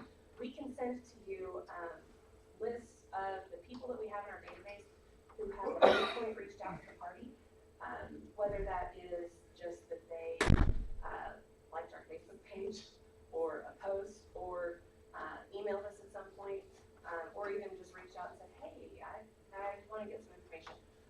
So we can send those lists to people because of the sheer number of counties and not wanting to burden somebody with work that they aren't prepared to do.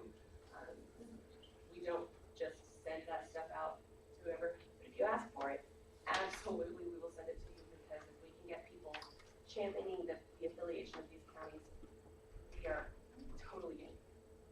So I'm gonna expect an email from you. Awesome. Yes. I think Ms. Payne should wait Oh, on yes, yes, she has, sorry. Okay, this is a point of information. Do we have the county chairs in each district available for SLEC? And, I mean, I know that, because I've gone through click by click on the website, so I don't even get all the information.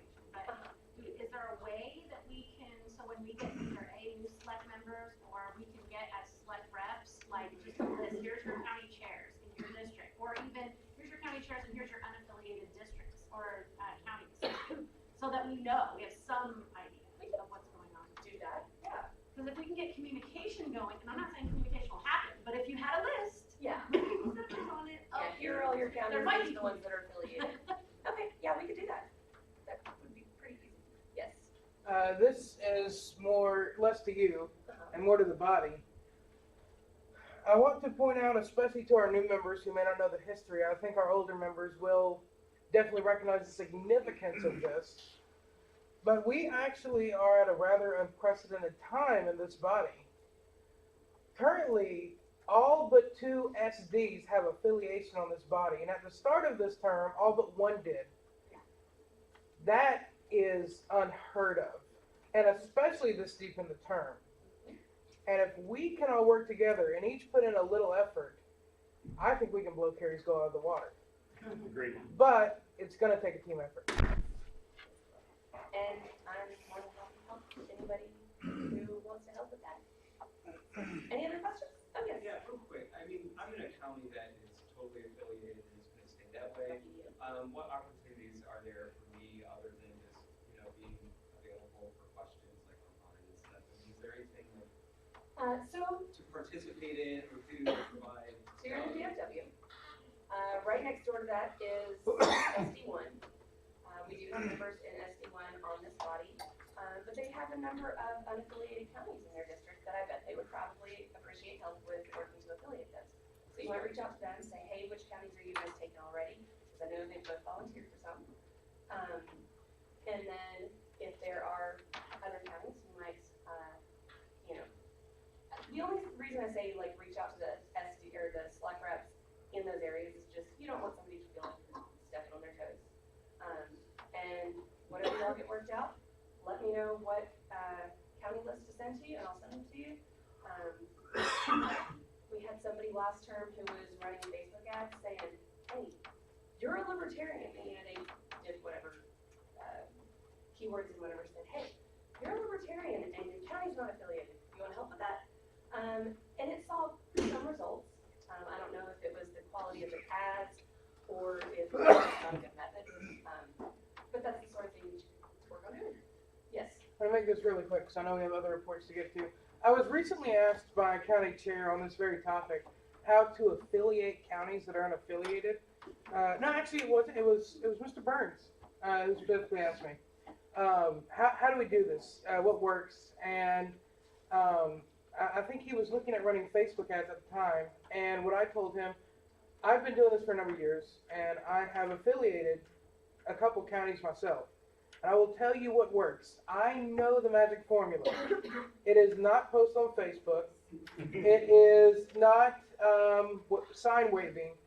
Every single town and community has their local festival, whether it's the Tomato Festival, the Rose Festival, whatever. Rent a booth, show up, put up a libertarian banner, have a sign-up sheet, and get people face-to-face interaction, talk to them, get up there and actually be there. That will get the counties affiliated. Yes. So. I agree with that too. We got a huge reaction without even walking up to people or in the prize parade. Yeah. And just, Yeah. Anything else? Thank you very much.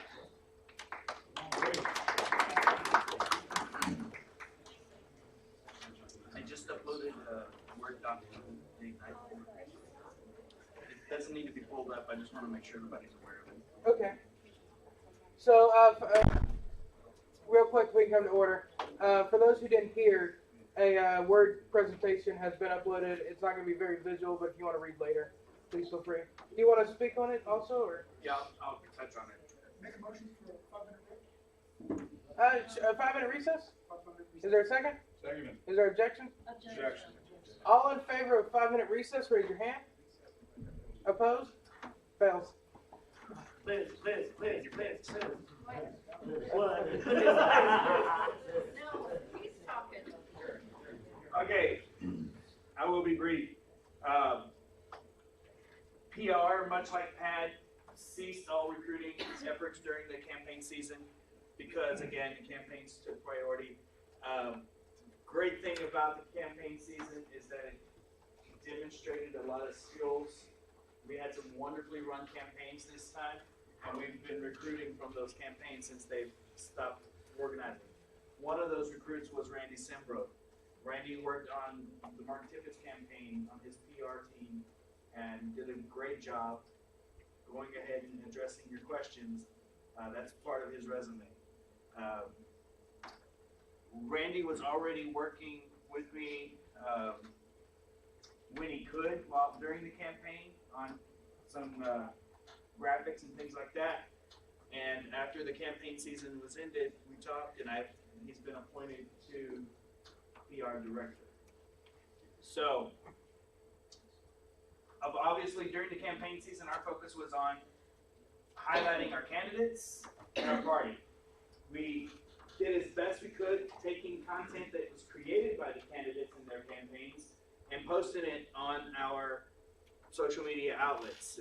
Just to recap, for those who don't remember, we have the Facebook page, Facebook group, LinkedIn, Instagram, Twitter, and YouTube.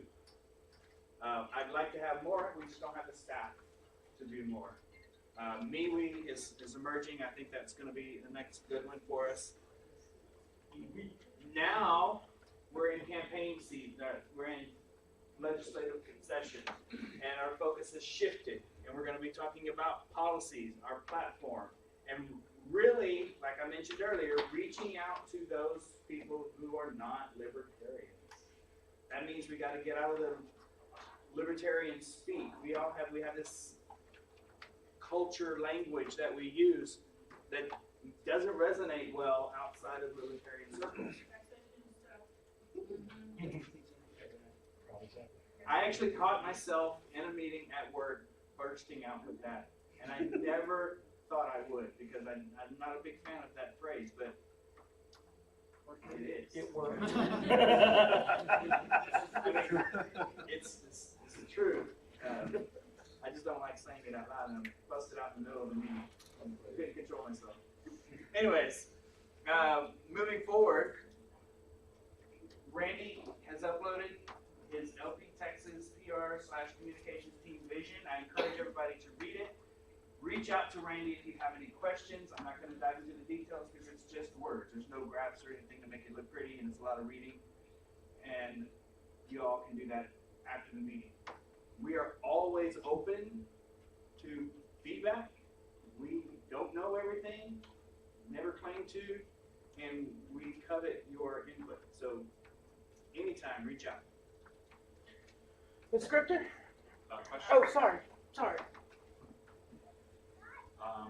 Besides running this last some social media stuff this last week, what is this other qualifications? And has anyone else applied for that position? So I'm trying to remember if I had another PR director applicant. Anna's saying I no. don't believe so. I did reach out to someone else at Randy's suggestion, but she is not willing to take on the role at this time. And Randy said she would be better, but if she isn't willing to do it, then I'm happy to do it. And they both did a great job in their respective campaigns. Let me see if I can find Randy's application really quick.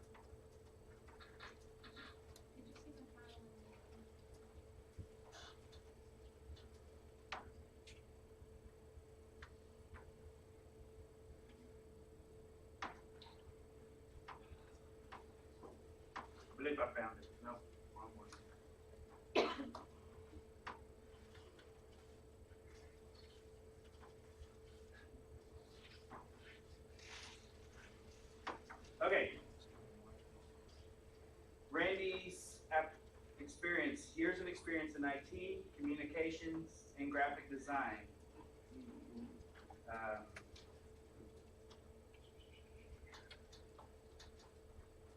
He is the chair of Comal County, manages the social media pages for Comal and Hayes counties, including original content and original graphic design. That's from his application. Are we merging the PR and the social media director into one position, or are those two separate?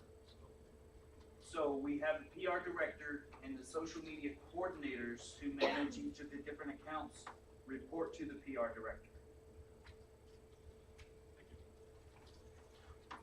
Any other questions? Thank you. We'll be fast, super fast. You just let me know. Go. So this last quarter, we had a lot of stuff happen. But before we dive into specifics of projects, we had several applicants for the Texas IT department as a whole, not just project specific. One of them is big data, been doing it for way longer than me, way more skilled than me. I consider myself an expert. This dude is way beyond that. So I'm pretty happy about him applying. And then I've got the webmaster for TD Ameritrade has applied for our webmaster position here. So I'm thinking he's pretty dang qualified too. So we're going to be scheduling those interviews coming up, and I expect they'll probably be offered the position. And then I've had a couple other people say that they're applying for additional roles in the IT department, which is good because we're going to have a lot of stuff happening. Speaking of having a lot of stuff happening, the next thing that we're going to need to be doing is collecting election data results. Now, when we pull the data from the state party, it's different from the data that we get at the county level. So we're going to need some county participation here. So what I will ask is that each SLEC representative work with the counties in their districts to make sure that they are requesting, or the SLEC representative is requesting the elections results data from them in a format that is not a PDF. Really? Okay, and we have a server available. They don't have to burn it to a CD. They can just FTP to the server, drop the file there. We don't have to do any crazy stuff. So, but I am going to ask y'all to do that, and I will, if you want, I'll put something up on the forum with a document for us to track to make sure that each of us are contacting our counties. And I think this goes pretty hand in hand with some recruitment efforts as well. How much history on a precinct level at the county level, precinct results do you already have? Are you just looking for the updates from 2018 or? What I want is the election results from this past election cycle at the county level. And then if y'all can get more, that's great. But what we get at the state level is we get none of the local races. And so we're not going to be able to mine any of that data. You don't care about Republican or Democratic primary results. We'll get that from the state party itself. You get who individuals participated, but you don't. I thought okay, wait a second, I'm backing up. Which are you talking about? Are you talking about who voted in the general election? No. Or are you talking about precinct results for general election? Precinct results for general election. You don't care about precinct results for Democratic or Republican primaries? We've already got those. Oh, okay. Yeah. But you do care about local races? Yeah, from the November election. Because I can't call off 254 counties. I'm not going to. Well, I mean, I can, but I won't.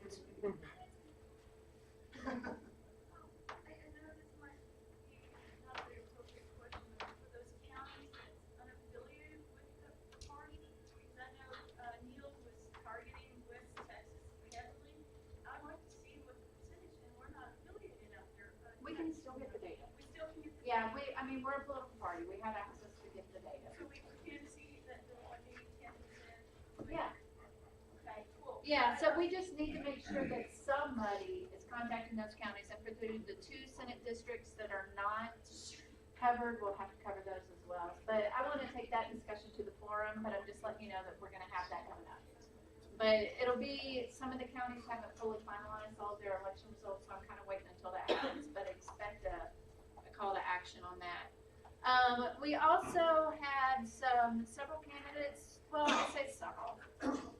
We've got 5 right now that have started utilizing some of our reports that we did, so we'll be able to do some checking, after we get our election results to see, what our efforts put in by these candidates will do. Okay, we're done. Next, give you a quick vault update. Next. Okay, so highlighted in red are the updates from when I came in here and I asked y'all to support us by asking people for money and donating money. We just now got the Secretary of State's master file of registered voters a couple weeks ago. They are saying 13 million registered voters. I got the zip file in, I unzipped it, I looked through it, there's 1.4 million voters in there. So I'm not sure if they misunderstood the request, or if the data that they gave us, again, was just so horribly incomplete, or the first time they just added a 0. I don't know. So I'm not 100% sure on the integrity of that, but there's more than 1.4 million voters. there's surely more than 1.4 Yeah, for example. No, surely there's more, but that's what they sent us in the file. So I got to go back in there and look at that and see maybe if it's just the structure of the file that's wrong, because I'm doing it by line count. And anyway, they might have multiple voters on a line because it's not delimited clearly. But there's some validation on that. And we spent $415 on that, which is much less than the initially estimated $1,100 for 13 days. So I'm thinking there's a problem. And then the voting history information, we pulled it all the way back to 2008. And I'm glad that we stopped in 2008 because they were like, it's per record, which I thought was per voter, but it was per vote cast. So we've got an individual record for each voter in each election that they voted in all the way back to 2008. And so it was $5,600 for that. But it's for the whole state. We've got all that data loaded into the database. We've got some indexes on it. We've done some preliminary validation of it. It took a long time to get this data from the Secretary of State. And when we got it, it was corrupted. Honest E. I guess it looked like someone put a magnet on the back. Anyway, we finally got that. Yeah. Yeah. That's good. So we've got that purchase. We're not going to have to make that big of a purchase again as far as this data goes because, we've already got all the way back to 2008. But this does give us an idea of just an estimate for what we're going to be spending if we decide to continue this project next year and the cycle after. So, so for 10 years, it was $5,600. Voter history project. Let's just figure it out for 2 more years or however long we want to budget for. So we have that available. Had a lot of participation from some very highly qualified people, and it's been a joy to work with the people that I've been working with. So the IT team is really feeling a lot like a team right now. You can go next on this. The additional tools that were purchased, we did get the AWS server. We've got it set up. John has the master connection to the account, as do I. And Kevin Ludlow, who is our system administrator for that server, also has master access. So, because I know that there was a question a while ago, people want to know who has access to what. And on that server, it's only the voter history data. We're not seeing any of the SLEC stuff on there. But that's been set up. We've been using it. It's been running flawlessly. Next. And the next steps. We've got our project planning meeting tomorrow. We're going to hold that in the Tarrant County offices so that we can have some conference rooms. And it ended up being I'm not sure how big of a group it's gonna be, but this is just gonna be where we plan exactly the steps of the project, and then we're gonna divvy it out. The project development kickoff will be in January, because I expect that we won't be starting to get election results at least until then. But once we get that kicking off, we'll already have the plan for the entire team, so I'm pretty happy about that. The voter history data source A has already been loaded and cleaned up. We've already pulled the data from Nation Builder, started working on integrating it with our data from the Secretary of State. And the next set of things that we need to do is just get started on the work and get some interviews and get some people rolling on that. Do I have any more slides on that? That's all your slides. Perfect. I can try and make one real quick. So, I mean, y'all can ask me about my resume, but I already put it on the forum. Are you asking about my resume? Actually, well, to be fair to everybody who's up there, I'm gonna ask you because at the last meeting, you gave your CV, you gave your qualifications, which I think is one of the reasons why you got so much support in this whole program, because you have the chops for the job. So I want to ask that before we address that. I can say I sincerely appreciate that very first slide when you talked about who's applying and what their qualifications are. I would highly recommend the other directors do the same thing, so we know who's coming for. So greatly appreciate that. That's it. So, thank you. Anybody have any questions that are not highly technical? All right, I'm here. Great job. Oh. All right.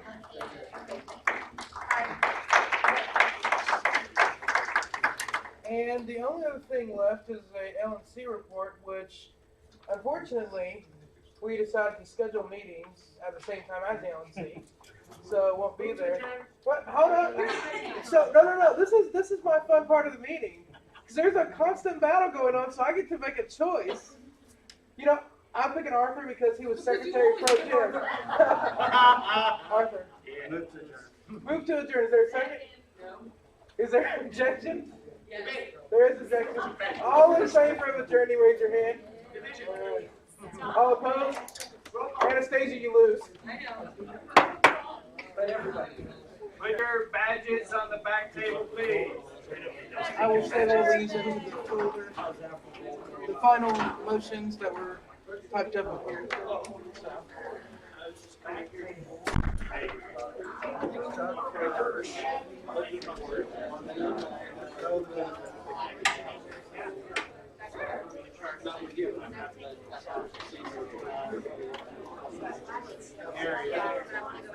I'll send you an email.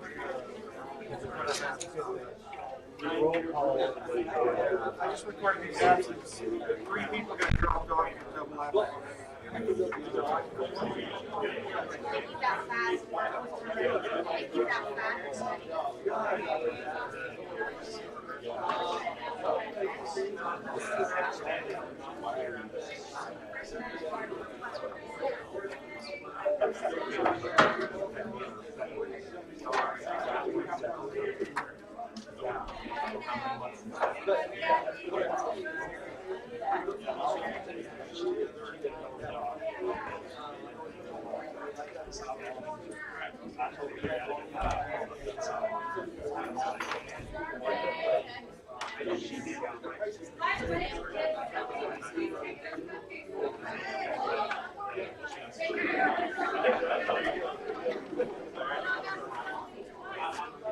Good work, man. Good work. Always a pleasure.